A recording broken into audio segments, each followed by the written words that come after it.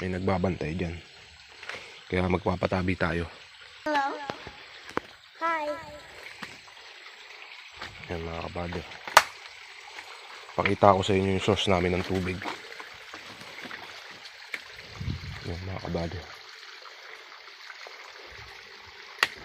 Punta natin yung pinaka-main. Yan mga kabady, ugat ng puno.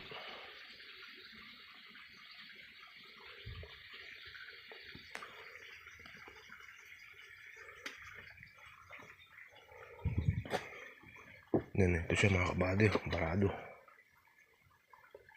Barado mga kabady. Yan ang pinakan source niya mga kabady.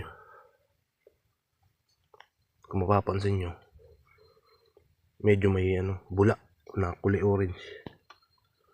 Ibig sabihin yan mga kabady, may ginto yung ilalim yan. Yan mga kabady, barado ng mga dahon.